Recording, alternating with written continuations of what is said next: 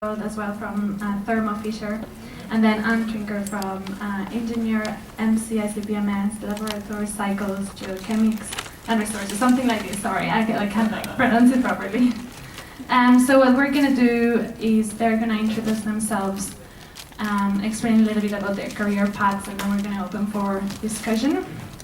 So you can engage in questions that you can have about changing career paths from academia to non-academic careers and stuff like this. So you wanna just upload your presentation?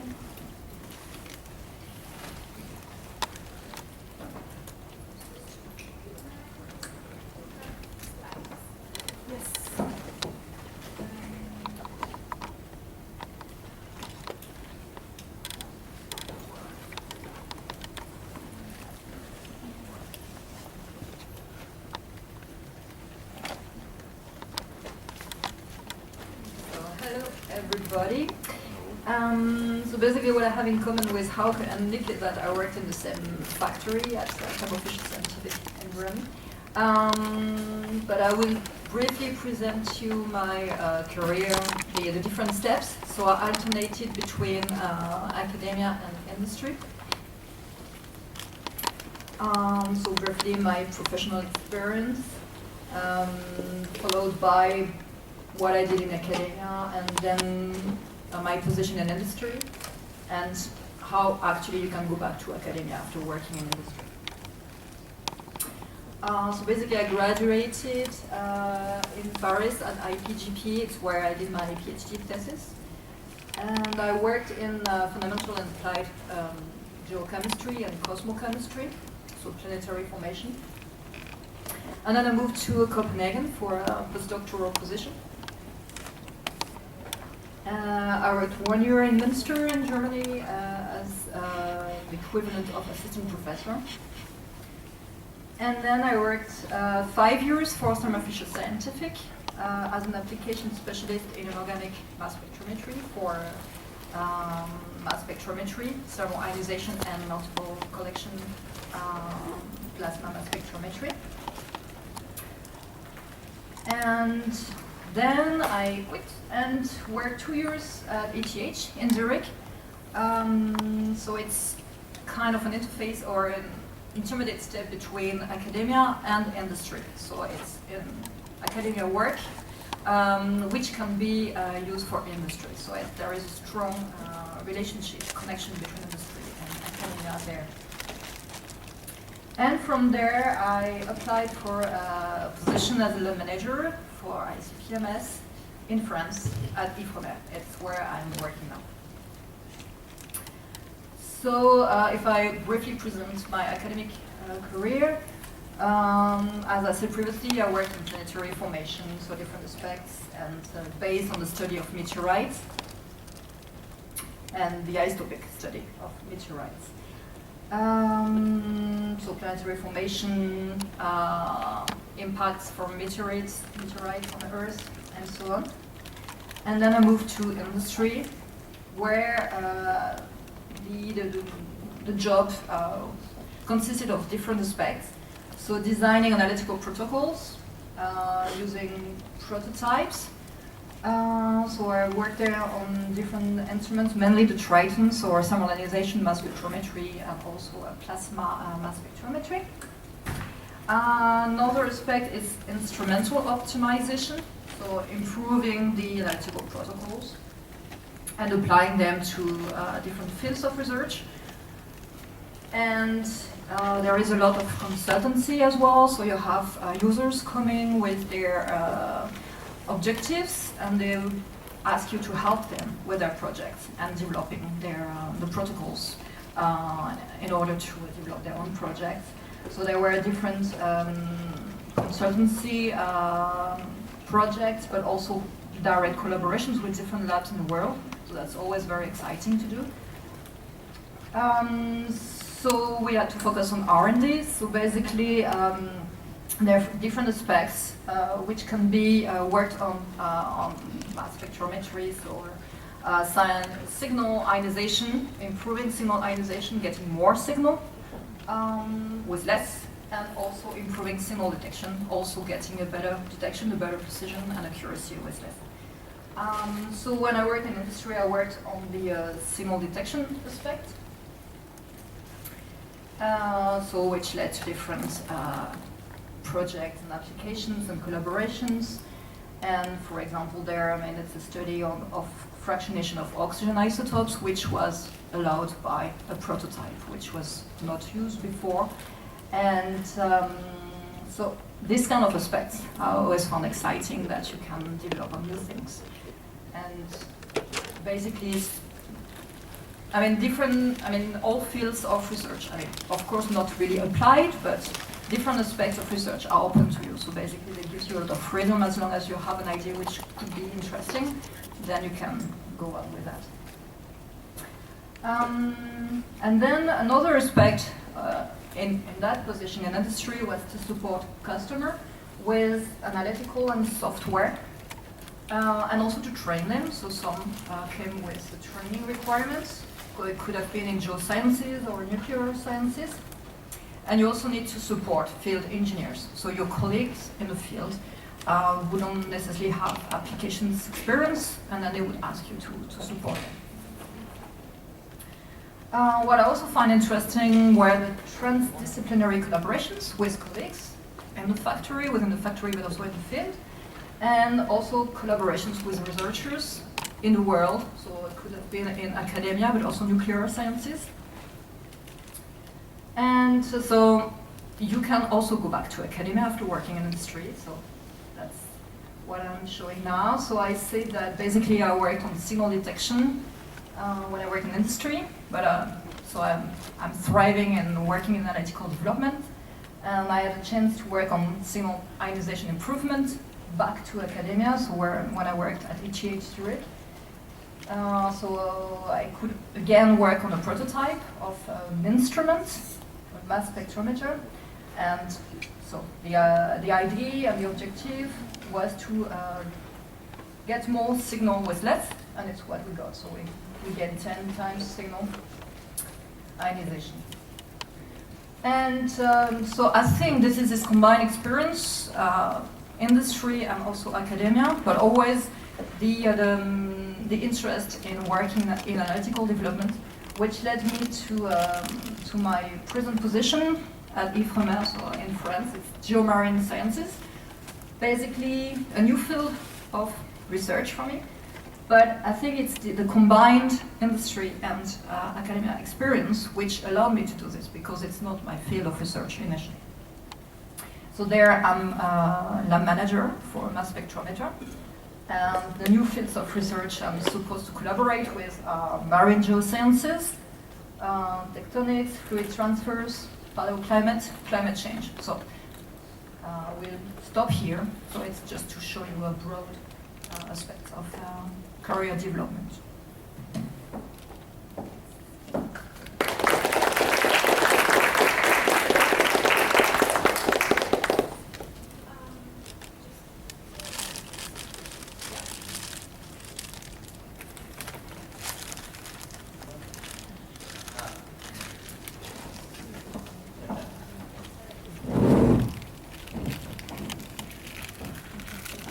Hello, so my name is Goldschmidt. I'm working with Thermo Fisher Scientific in Bremen. So essentially, I took over Anne's position when she left. So my background is I'm a geologist. I studied in Germany. Then I did my PhD at GeoMar in Kiel, so doing marine geochemistry, non-traditional stable strontium isotopes, the marine brachiopods. Then after I finished my PhD, I moved as a postdoc to Bern, Switzerland. There I did cosmochemistry, so selenium isotopes and meteorites. And after 4 years, I then finally moved to Thermo, where I'm now since 2.5 years. And I started as the application manager for TIMS and multi-director ICP-MS. So it's essentially the same task that Anne was presented in her presentation. And now within Thermo, it seems for me to go more into the product management. So there's also a slight shift within Thermo so from only just being the application specialist to more the product management, so product management side.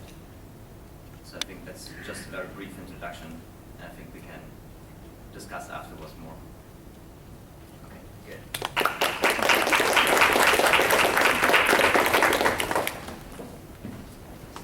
Lloyd, and proud to have had Anne as a colleague in the past, and have her now as one of my team members. I'm a senior manager in the inorganic mass spectrometry business unit in Bremen in Germany. This is part of Thermo Fisher Scientific. We're a huge organization, over 70,000 people worldwide in various different business units and specialities, but essentially serving science, equipment, software, everything that goes with it. The whole company has about 24 billion a year in revenue, of which about $1 billion is spent on R&D. We have over 5,000 people working in R&D roles worldwide. In Bremen in Germany, we have about 450 people. Over 150 of those are in R&D, essentially, plus the applications as well, which connect with this. So I'm in charge of a product line management group, which is about half of the isotope ratio mass spec business, essentially. And we have a team of 7 people now in applications, product management, product marketing. My entry into Thermo was as an applications manager for the Neptune, the multi-collector ICP-MS. Prior to that, I did undergraduate geology at Imperial College London. I have to admit, I didn't really know what to do with that geology degree. I spent a couple of years working in retail. Didn't really pay the bills, fun, but not really using my knowledge. After that, I went back and I did a master's in environmental science. I decided I wanted to go into consultancy, environmental consultancy, and then got sidetracked into a PhD. Led me into isotopes and somehow ended up into industry with that. So don't be too afraid if you're not quite clear where your career is going currently. Maybe you have everything mapped out perfectly. That's probably fewer of you than the majority, I would guess.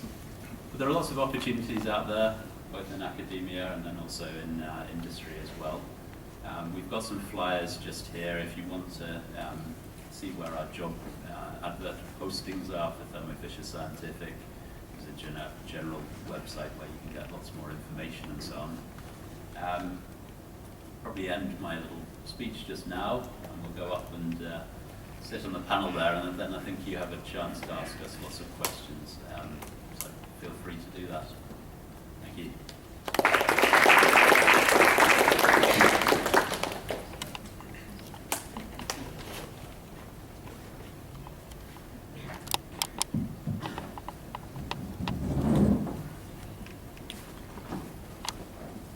Does anyone have any questions for these people? Thanks for sharing. So what was the most, and any of you could answer, what was the most challenging part of your transition from academia, non-academia, and maybe back? What was most challenging?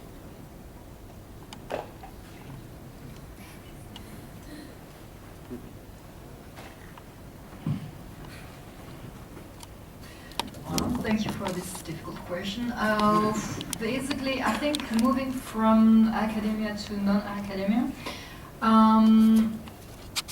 maybe it was a bit stressful at first because I didn't know. I mean, basically, I must confess I never planned to stay in industry forever, and I was a bit potentially at first concerned about the fact that it might be difficult to get out of it if I wanted to. But I've seen many opportunities of work development, so it was very, very exciting. I mean, I always try to find ways to do exciting things and to find projects and collaborations and so on, and so I was busy with that. And then basically it turned out that, I mean, there were ways also to also get out of it at some point, which I did. Moving from non-academia to academia, the challenge is that basically, I mean, I've lost kind of, so to say, knowledge. didn't follow quite what was done in research anymore. So now I think it will take some work. I mean, it will require some work from my side to get cultured in my new fields of research and so on. But I mean, many researchers do this as well. I mean, you have researchers who start in one field of research and then they just move on to something completely new because they won't change. They just want to do something new and they do that. They achieve this. So it's just like a way of mind. I mean, it's just if you have the incentive, the wish to do it, then you can do it.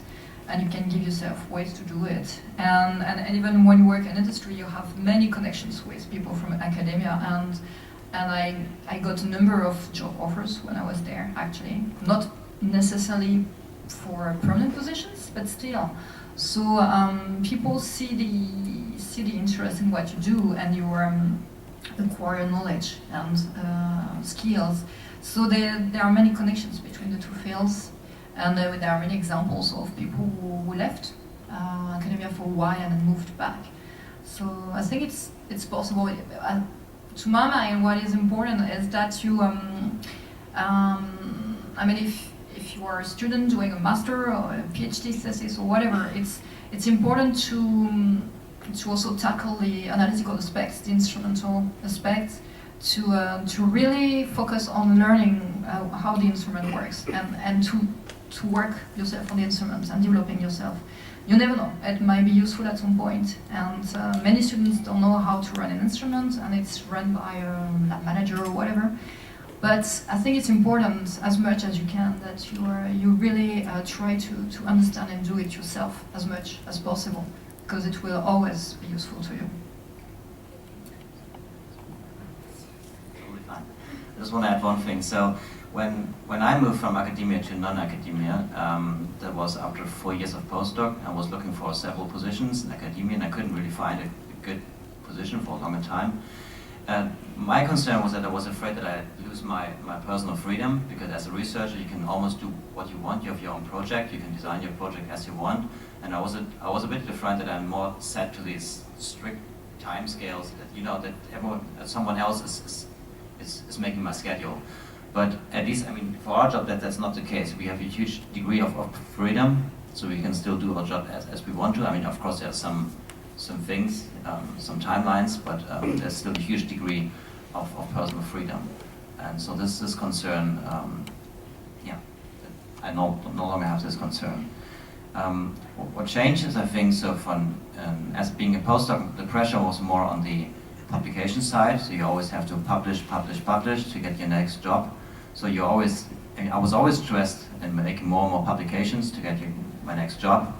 And this is now away, and I'm really happy about this, so I can enjoy my weekends. Now the pressure is a little bit more on the side that you're more responsible for what you do. So if you have a customer and you promise them something, the instrument has to work like that. So it's a bit more a different kind of responsibility. Before you were just responsible for yourself, for your own career, and now you're responsible for someone else as well, because we have to deliver the instruments to the customer, they have to work, and if they're not happy, we have to fix these issues. This changed a little bit. Yeah. I think you said it all. I think one of the concerns can be you're going to essentially duck out of academia. You won't have such a good publication record, but I think as Anne has explained already, it is possible to go back and forth. Essentially, just as industry values hardworking, intelligent people that are going to contribute to the business, academia also basically likes that as well. That's right. Thank you. Along what you mentioned about timeline, that's the biggest worry I would have is like if you have, I don't know, say 2 months to develop that aspect of the equipment, if you after 2 months you still haven't reached what you want, can you expand your timeline, or do you have to have results at the end of the time? Yeah, of course, commercial pressures mean that you need to deliver on time, ideally. You know, we manage big projects with a high degree of management, project management, where we look at the risks, we have mitigation plans and so on, so it'll be a big team effort, it won't be the individual. On the smaller projects, some of the things that we mentioned earlier, then it may be on the individual really to produce that, and yeah, you're going to have to deliver the best you can within that time frame.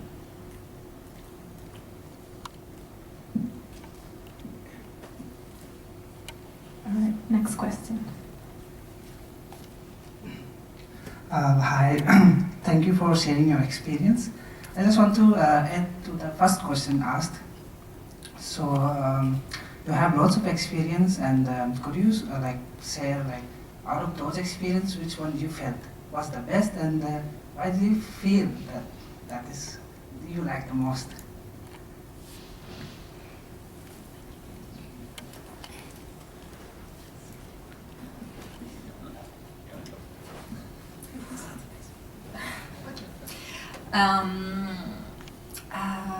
Well, basically I enjoyed all experiences because I always found ways, as I said before, to find collaborations, projects, to find something exciting to do, something new. I mean, for me, if it's new, it's exciting. So as soon as there is a challenge, something which hasn't been tried or not with that kind of instrumentation or whatever, I find that exciting.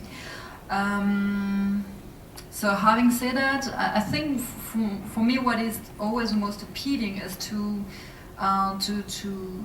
be able to have nice collaborations with people who want to do the same thing for a while, to work on the same project.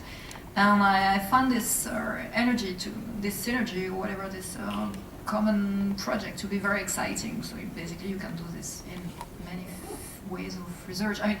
I mean, for me, there is always research. I mean, it's R&D, so it's research and development. So if you are a student, you do research, and if you work in industry, you can also do research. So it's, it's this collaborative and ideas for new projects, which I find interesting. And all the process, you start, you try to find a protocol to achieve success, and then you go through all the steps. And maybe that's the thing I could have been missing in industry, that I couldn't apply the development to real samples, and that's the thing which can be done in academia. I think it's probably a similar situation for me. So what I enjoy most is when moving to academia, I mean, for me the change was that I had my own instrument, I could work for it, I can just focus on analytical issues. And that was also my passion before, but now, that's not my job. So you can really focus on developing methods. That was really great. And the other thing which I really enjoyed is the change from university to industry is that, I mean, we're now really working in a team. And this is really a big difference, I think, because in many groups at universities, I mean, you're a team, but you're not really working as a team together. Everyone has their own PhD project. Everyone works almost on its own. Just when it comes to papers, you just write together your papers and you get the reviews from your co-authors. But now the big change was that you're now a part of a team. So then you get let's say you get a piece of hardware from R&D, and you have to test it. And so you have to design test protocols, you work together with the software guys, and it's really a big team. And this is what I really enjoy. Of course, there are things that, I mean, for every job that's not that spectacular. I mean, also these testing procedures they take quite a time. So you could set 1 or 2 days in the instrument just testing something. It's fine, but of course with every job there are some things which are not as spectacular. But what I also enjoy most is the collaborations with customers, that they either come to us or we go to them, and then we have a project. And then we can still work a little bit on the geology sometimes.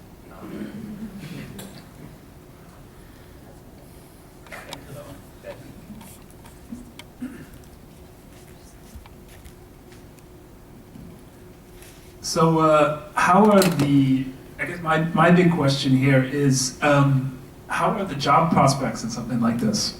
Because a big part of academia is that the job market is garbage, basically, right? It's a terrible system and it's really hard to break into. And I'm just wondering how this compares. I mean, we're talking mostly from, I mean, there's basically, everyone here has Thermo Fisher background, basically, right? And we have a room full of people here who apparently are interested in this, right? And I don't know how many positions there are at a place like Thermo Fisher. So how does this compare to academia, basically? So I mean, in terms of the isotope ratio mass spec part, we usually have, let's say, 1 or 2 positions per year that will be connected to this. Perhaps it's more like 1 rather than 2, typically. Of course, the qualities that you have from your research and your scientific involvement will apply to many other business units across Thermo. So there will be perhaps a few hundred job postings at any one point in time.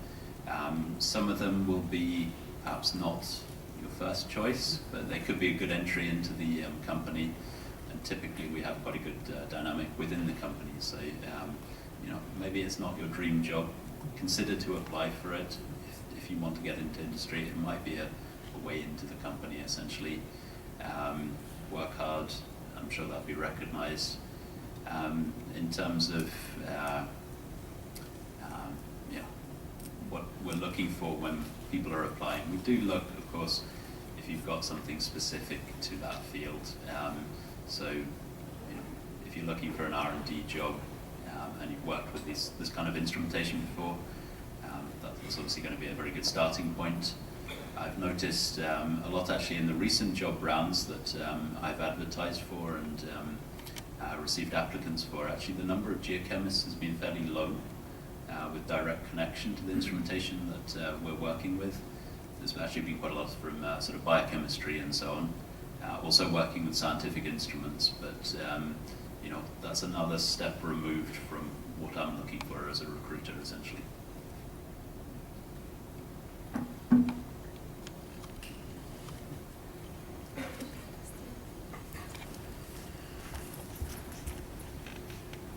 Hi, thank you for sharing your ideas. I'm Dinusha, currently working as a PhD student in Jena, Germany.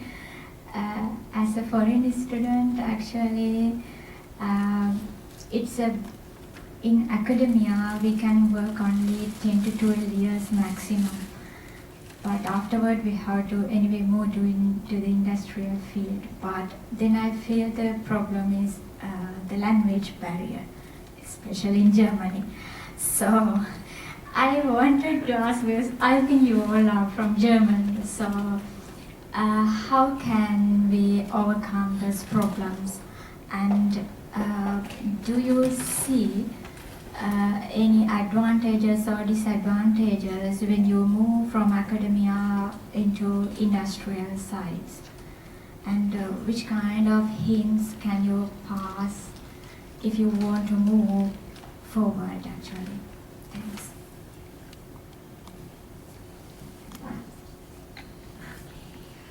Hello. Well, basically, it doesn't help quite much to go to industry because I tried actually to apply for an ERC grant when I worked in Zurich at ADH, and basically I thought it would delete my industry years, and it was not a question of absolute age but experience after my PhD, and they didn't actually. So they kept the 5 years of industry in my CV and didn't subtract that, and reproached me with basically having not really published during these years. And at the same time, I could only apply for a quite advanced ERC, so I don't know, there are 3 levels, and I had to apply for the middle one. And because of my 12 years after my PhD, so they didn't subtract that. So it could be actually, it doesn't help you because it adds years to your CV. Well, then, well, you can try another country than Germany, where it's true that the age barrier is an issue there. But I think there are other countries where it is not. I mean, and at least in industry there is no problem. But yeah, I mean, it doesn't, yeah, that you cannot use that as a joker, say, I worked in industry, so please don't count these years. Because, I mean, on the other hand, it's added value for you as well, so, but, yeah, I mean, I don't know if you want to add something to this.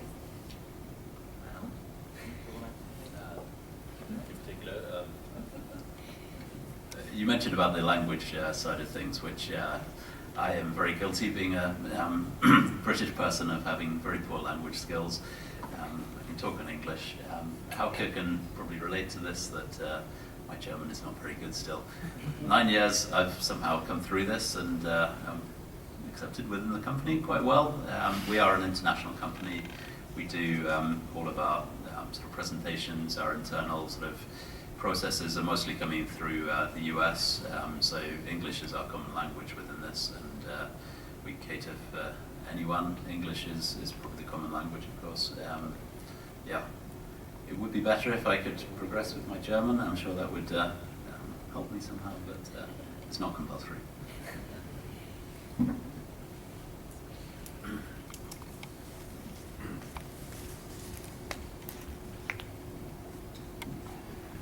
Thanks, guys, for this panel. I have a question particularly for you. There was one thing that you displayed quite nicely in your sequence, if I may say so, of jobs, is that you quit when you got an assistant professorship 1 year after, which is kind of as close as you can get before you get permanent, right? So the question is, why go so far if you actually, did you just lose interest, or what's the reason behind that, or whatever? Maybe there were, obviously, real life is always more complicated, so answer as you will. Yeah, so basically there I had an opportunity for a maximum of 10 years, I think. And at that point, I was a bit nervous that I didn't have enough publications. So publish or perish, and I thought that I didn't have enough for my postdoc. And I arrived there when there was nothing. Basically, the laboratory was to be built, and so I could foresee that actually for 1 or 2 years I wouldn't have basically anything to publish. Yeah, so I thought that it would be really difficult for me because it's so competitive. And so that's why, because so it was a position in Germany, and there, I mean, I would say that basically there is one professor, one permanent position, and my position couldn't be turned into a permanent one, and that's why I quit. Yeah, and that's also, I mean, that's also why I moved to industry, because it was permanent, so it gave me time as well to reflect on what could be the next option. And I also thought that it could be an opportunity because I would learn more from an instrumental point of view, and also expand the fields of research, so I could work also on nuclear applications and so on. And you never know. I mean, basically, I was offered positions in the nuclear industry as well. So I mean, it's you always have to bear this in mind. I mean, everything you do can bring some additional opportunities. And I also thought, but I cannot really tell you if it's correct or not, but I thought that working in industry where I had a permanent position would make it easier for me to find another permanent position. But the rationale there, I mean, I'm not sure it's proven, because basically I worked 2 years in Zurich on a non-permanent position, time limited, before I finally found a permanent one. But yeah, I mean, that was the reason why I quit, that I thought that I didn't have enough publications. I just would like to add something. Sandro, you probably know that when I left Bern, so I learned that the situation was that I could have getting a job there for another 5 or 6 years, and so it was a hard time for me thinking about this. Do I want to have a permanent position in the industry where I had no idea about what's expecting me, or having another 5 or 6 years? In the end, I thought it was a good decision to move away from this, because I mean, for you it sounds first great, 5 or 6 years of position is a really long time, but then after these 5 or 6 years I would have been 38, and then you're in a situation with family and so on. You don't want to move across countries all the time. So that's why I also decided that this is not an opportunity for me. I wanted to have something permanent. I don't want to wait until I'm 40 to get my permanent position in academia. I wanted to have this earlier. And it was also, so the reason why I quit was also because of family reasons. And yeah, because the perspective in academia is really bad. I mean, you have to wait a long time until you know if you get a fixed position or a permanent position somewhere. Yeah, so that was my reason.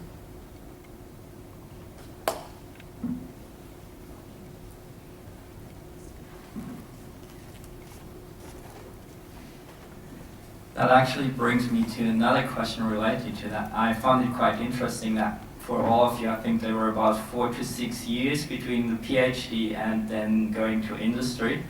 Is that kind of how long it takes until you realize academia really is bad job-wise? Or is that more like a time that's also a good point to do the switch because you've maybe gained some more experience in working with the instruments after the PhD, and waiting even longer would then be difficult again because then you're also too old for industry?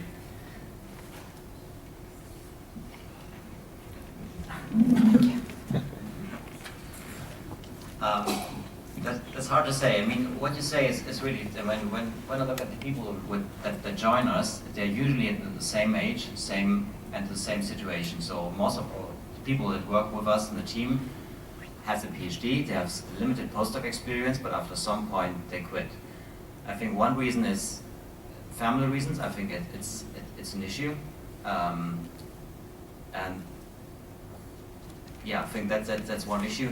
And for me, I mean, when I made my PhD, I really enjoyed the work, and also really enjoyed my postdoc work. I always followed what I really wanted to do. Yeah, but sometimes you think how to proceed, right? And and then at that point in time, for me, it was a mix of family reasons and also the perspective from my career. And I think that's usually maybe after 4 years of postdoc, when you have your second postdoc project finished, and then the perspective is having more and more postdoc projects after that. Yeah, so the perspective was just, I think at that time I realized that the perspective was not so great. Although the work was great, itself was great, right? It was just the perspective in terms of employment. In my case, actually I gave myself a limit, so even when I started my PhD, so I gave myself, or even before, during my master, so I gave myself 10 years to find a position, and if I didn't find a position in 10 years, then I would try to find something else.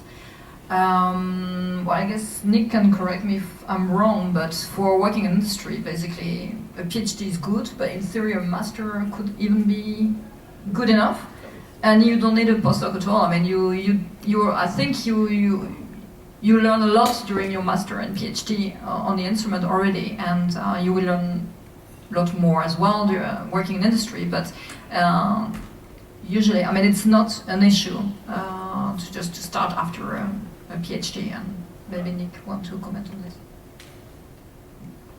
Sure, yeah, I mean, most of the job adverts that we put out for our marketing department, which is also applications, product management, product marketing, mostly it is minimum of a scientific degree, preferably a PhD related to geochemistry, one field or another, cosmochemistry, etc. But yeah, we will look at the CV of anyone who comes in at the master's level, and if they've got the necessary skills and so on, then this could be a good candidate for it. It's not strictly on the PhD that we're looking for. Certainly what can sort of stand out when somebody's just come through a PhD and postdoc is the connections that they have within the academic community, which are our customer base essentially. So it probably would be a little bit harder for some of the roles that I've got. For a master's student with perhaps more limited connections, then that could be a slight disadvantage to it. But it's not a yes/no type of an answer on that.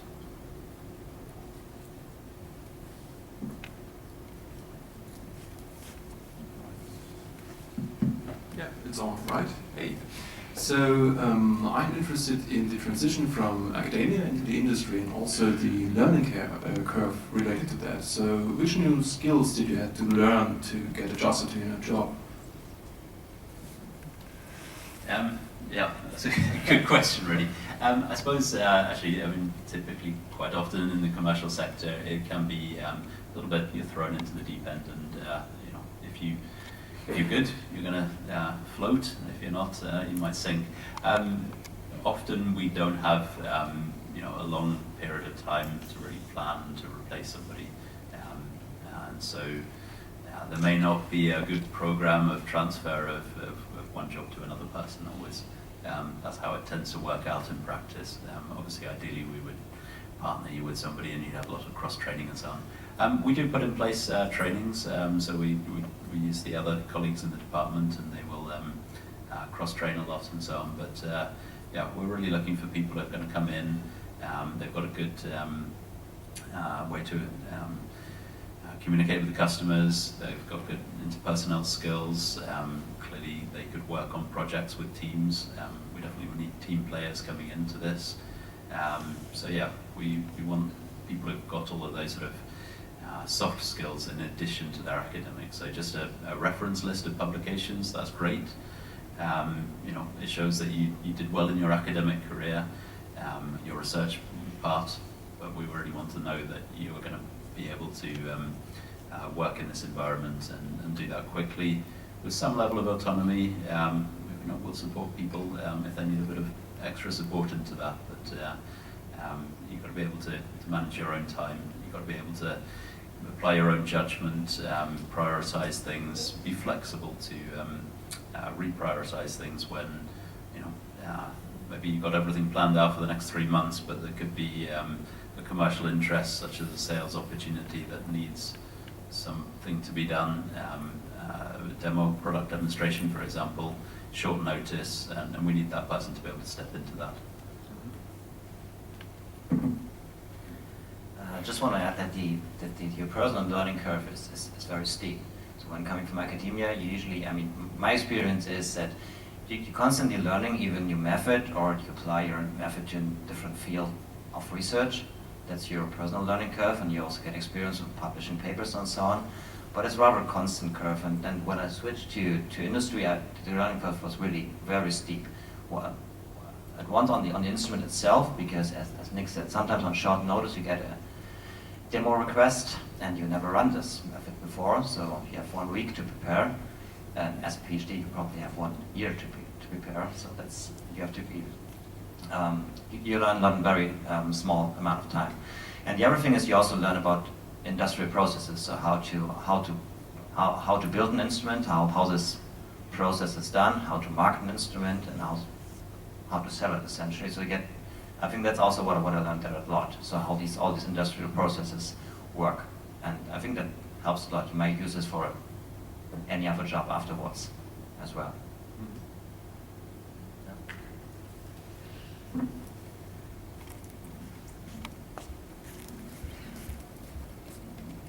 Hi, thanks for the presentation. I'm Fernando and I'm my PhD, and I'd like to know a bit about the background that's needed to do this shift from academia to the industry.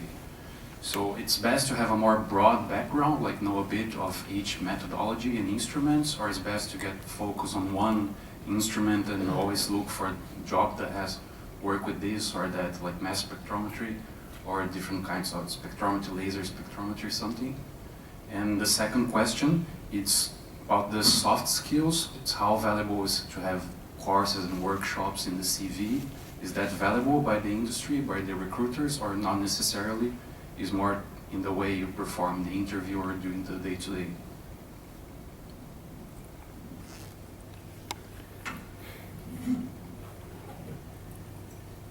Yeah, so well, start at the last latter point, I suppose. In terms of sort of courses and so on, the soft skills, yeah, this can be a good way to demonstrate on the CV that you're at least acknowledging that you know, these soft skills exist and that you have some connection to it. Of course, the interview is probably where you're going to really show that off. So a course itself, just attendance to a course doesn't really fulfill that. It's what you did with that course. If you can relate that in a one-to-one or one-to-three, whatever, interview with the team, then you know, what did you do in that course? How was that? how did you develop yourself in those courses essentially, and what was your conclusion from it? So yeah, usually people are pretty good at demonstrating on their CVs their academic sort of output and so on. That's the sort of easy part, papers, publication lists and so on. But really to convey why you're interested in these soft skills, why they're important, not just the words, but really what goes underneath that. And the first part of all these things is usually awareness that it isn't just something that comes with your wonderful intelligence that you have, but it's it's something that can be worked on and something that can be demonstrated to us. The earlier part of your question, in terms of going into industry, does someone else want to comment on that? Or? Yes, yeah. So I can just say I didn't prepare at all, at no stage, for going from academia to industry. I was just contacted by, I saw the job advertisement, or was also contacted by the company if I would like to apply. So I would say my network helped me. So if you try to network, know many people in your field and also from industry, that might help, because then they're aware that you're there and you probably know the instrument or any instruments. For me, I think it just helped that, I worked on the instrument for 8 or 9 years when I started, that essentially helped. Yeah, and then the network. But I didn't prepare at all. I didn't do any soft skills courses just because I wanted to apply for a position in academia, so I didn't prepare at all. So personally, I only followed what I like to do. So I always followed what I liked most. So either was the topic, geology, cosmochemistry, whatever, or the instrument itself. But I never prepared for something. Yeah, just briefly, the same experience for me. I was recommended for this position, so I didn't really work for it.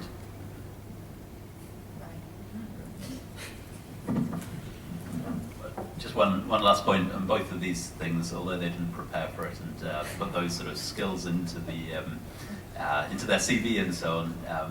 That obviously came across in the interviews that they had, and it was quite apparent that these are approachable people that will be able to work with our customers very successfully. So this shone through everything else. So it doesn't have to be just doing a course to tick the box, but yeah, they have the skills that we wanted.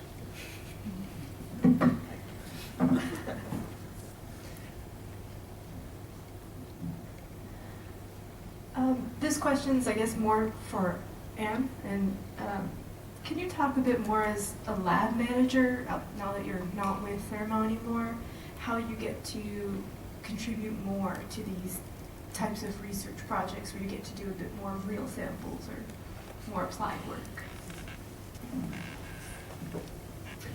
Yeah, so basically, well, I'm in charge of the instrument, fixing it and making sure it's working at all times. And I'm basically preparing the instrument for all users, so tuning it, starting the instrument in the morning and so on. And depending on the level of the user, some are independent on the instrument, they can run it on their own, some can't. So then I adjust to this. And so I've only worked there for 1 year, but I already took part in one collaboration, so I already co-supervised a master student level, and for the spectrometry aspect. And so it's one way already to putting a foot in the research. So I'm just at the beginning, so basically now until now I didn't really do much research, but it is part of the job. It won't be much, it won't be as much as for a researcher, but it is authorized and welcome and encouraged as well. And yeah, so basically, I can also tutor students or have potentially a PhD student also to train. And all of this is possible, but of course it requires extra work compared to a researcher, because it's not my only task to do.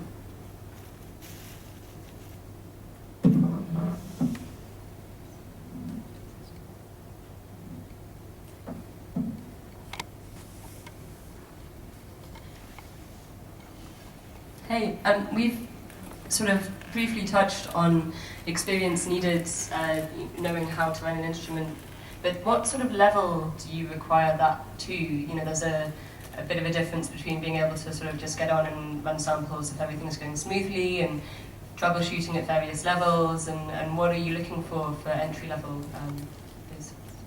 Thanks.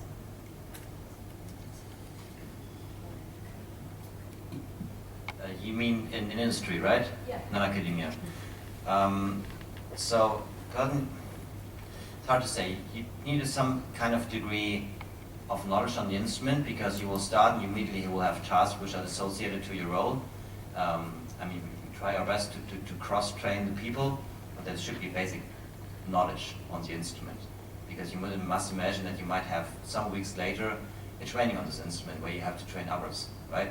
But I think what the more important part is that your ability to learn new things, and also your willingness to learn new things. That is the more important thing, and that you have a general understanding of the instrument. I think that's more important.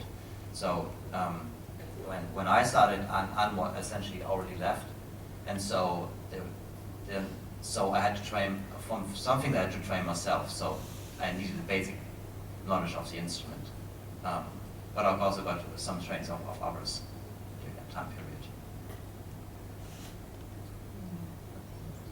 I mean, the same. I mean, when I started the position of Hauke, I mean, my predecessor already left for, I don't know, 6 months or whatever.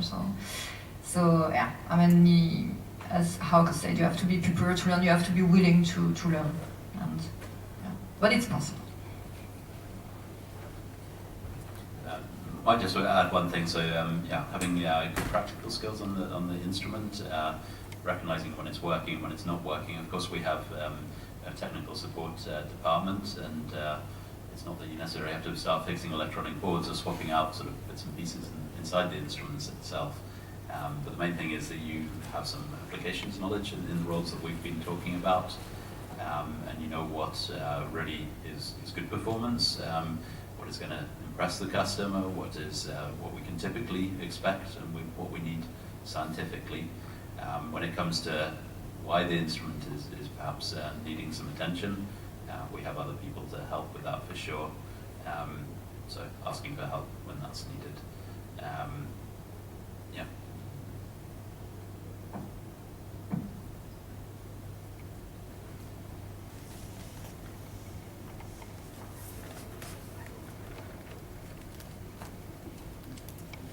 I have a question directed more towards Nick. So you said you took a few years, or you worked in retail a few years after your bachelor's, and then you did your master's and got dragged into a PhD. So did you do so out of pure interest, or did you feel like you needed a higher degree of education to continue your career, essentially? Yeah, I kind of drifted into the retail job. I spent a couple of years doing retail after geology from Imperial College London. I actually went into that degree wanting to do something in environmental consultancy, and I think actually the program didn't quite come out with what gave me the confidence to get into that. Retail was good, I enjoyed that, but as I said, the bills didn't really pay. And then I thought, how can I get back into that original career?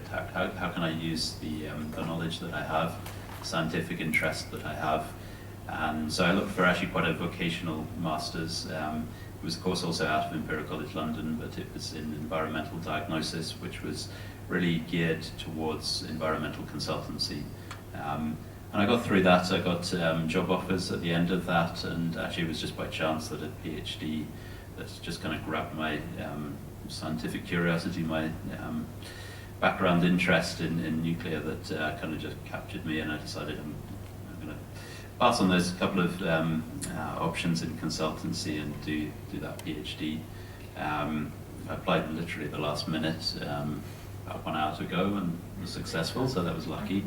And then went through that. At the end of it, I also had job offers in consultancy, nuclear consultancy this time, and actually it was just Thermo were looking for somebody to cover a maternity leave, so Thermo was trying to sell an instrument, an Neptune, into the lab I was working in, where I was at the time doing a 1-year postdoc after the PhD, and it just sort of somehow connected really together to do that.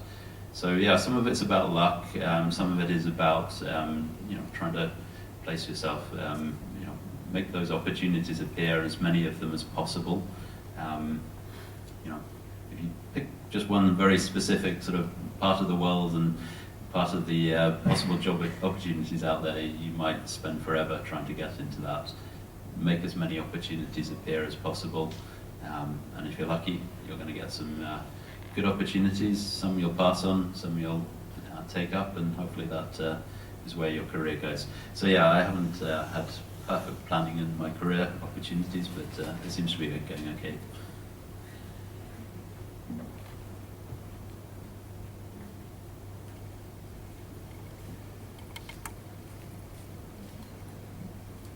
I have a question about age. As we all know, like age matters in research, like the early career, mid-career, and so on.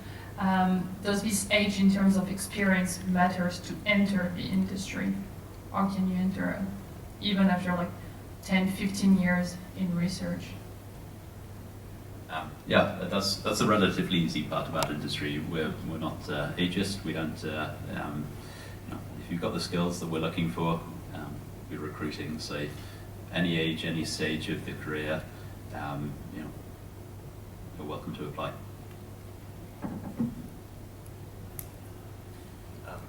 Just want to add on this. So, I mean, I know when I was still a postdoc, there was a rumor in the community that you also be able to, that you're too late to switch to industry, but that's not true.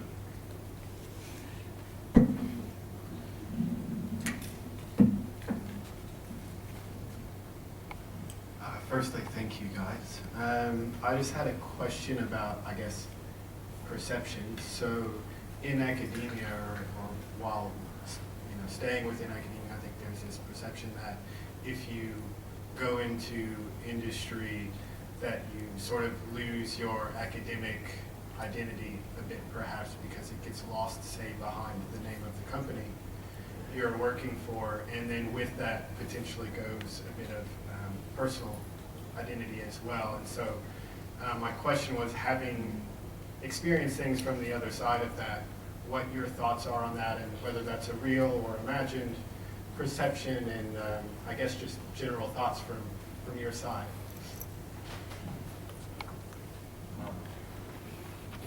So, I mean, now being 2.5 years with a firm, I still think that I'm part of the scientific community. It changed a little bit, so I mean, you still have your role. You're still being identified as a person, so your name matters. I mean, you don't have a personal website probably. I mean, it's a bit different. We are just a company, and the people usually know us, but we are not. We don't have personal web pages somewhere that we can advertise ourselves. But I still feel that I'm part of the scientific community, especially because the people are approaching us, and they might have a scientific analytical problem, and we solve this together. So they still acknowledge your skills. So I think this doesn't get lost. But I had the same concern when I started, that this might all get lost. Yeah, but for me it was not the case. All these collaboration with customers, really, I enjoyed these, and you're still part of the community. I mean, you're not writing that many papers, but I also enjoyed that, so you're not part of this. Yeah, I have the same experience. Through your collaborations, I mean, people from academia, they can see that you are collaborating with them and you are putting your own, I mean, it's your own input and not the factory behind. I mean, there is support from the factory for hardware specs or whatever, but I mean, yeah, basically as soon as a person works with you, I mean, it's obvious. So I don't think you lose that, and people still, I mean, and I've quit long before you, and I still see people from my time before, and they still remember me. So.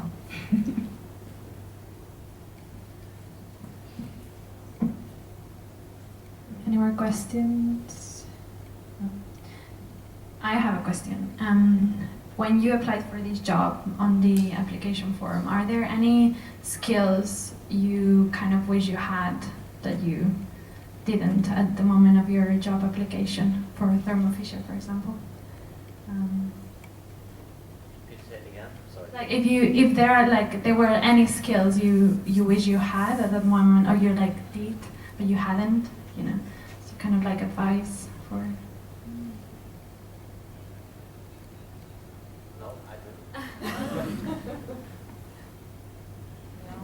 No, I mean, I didn't feel that either. I mean, I saw the process was quite open, and there will be a learning curve anyway. I mean, it was expected you would have to learn because obviously you didn't run all the elements from the table, but it was, I mean, that's a good thing I think about industry. I mean, my own experience is Thermo Fisher, but that basically people are confident that you will succeed, and that's obvious to them. And it was not my experience in academia. Sometimes you arrive in a new position and people say, ah yeah, but you're a specialist of this, so you won't be able to do that. And it's not at all the case in industry. I mean, at Thermo Fisher, I mean, if you could do this, you can do something somehow related but different. And I think that's also rewarding, actually.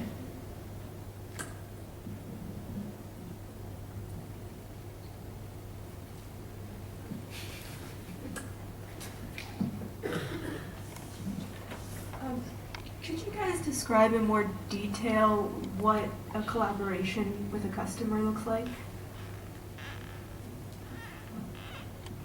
So, I mean, I can maybe use one example. So, about 1.5 years ago, a customer approached us and he was interested in a piece of hardware. We have an R&D instrument, but this customer had an old instrument, so old Tim's instrument. And so he wanted to test these new hardware and new amplifiers or mass specs. So he came to us with standards and samples, and we run these together.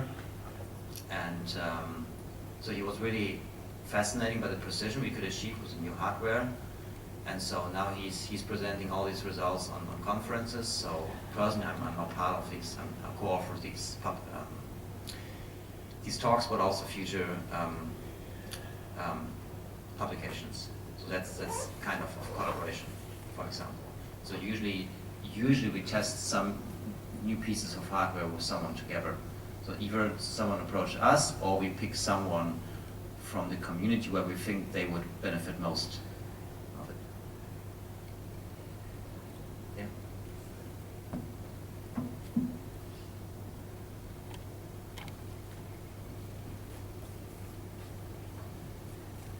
When you say like it's very steep learning curve and you may have to learn like how to run that instrument in a week, does that mean working a lot of extra hours? Because as you say, like in academia, you're really welcome to do like 60 hours a week and no one really will count, but how does it work in industry? Good question, because I forgot to add that. So we have a contract that says, I mean, depending on the person, 40 or 35 hours a week, and we count all the hours. So when you come in, you just stamp in or clock in, and you clock out. So every hour will count. There might be weeks where you have to do a little bit more, especially if you have demos or trainings, because then you might stay late. But still will you record it, right? So you might take off the next week, you might take off 1 or 2 days. There's some more things like, you know, traveling, all this stuff, everything is counted. So, I mean, I get most of you, when you go here and you're on the plane on a Sunday, it's your time, right? So most of you couldn't take a day off then the next week. So there might be periods where you have to work a little bit more, but everything is tracked. And I think this is also fair, because you come in and you also, and I got the feeling that I work more productive, because, you know, okay, now time counts. You don't go in as for university and maybe read the newspaper for 30 minutes. You directly start, because, right, you're paid for this. And so this changed, but I really enjoyed this, because then you're much more productive.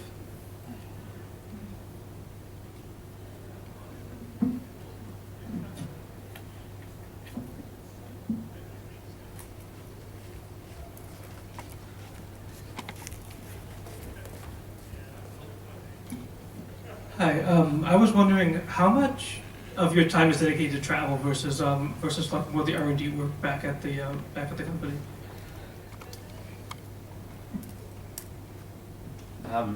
Yeah, so the roles in the marketing, we typically say something like 25% of the time is the maximum. For the travel, say the applications team do a lot of customer trainings, on-site trainings. It's quite variable, product to product, and even year to year on each product. But it could mean, for example, 8, 10, 12 one-week trainings overseas during a year. That could be one possibility. Perhaps another couple of conferences. That would be rather at the sort of upper end of expectations. It could be 5 trainings or something like that, and a couple of conferences. Yeah, reasonably well balanced, I think. You know, these things, obviously, yeah, clocking up travel and so on. It's quite a lot of time out of the office. There's quite a lot to do in the job in Bremen as well. So we try and keep it quite well balanced. We also have, for example, in China, we have applications engineers who are able to deliver trainings locally, local language, other parts of the business, trace elemental analysis, for example, with the ICAPS, the ICP-MS, for example. They have satellite offices around the world, and typically the people who are based in the factory where we make the ICAPS would be doing less of this kind of travel, and more of the local regional centres that would do that.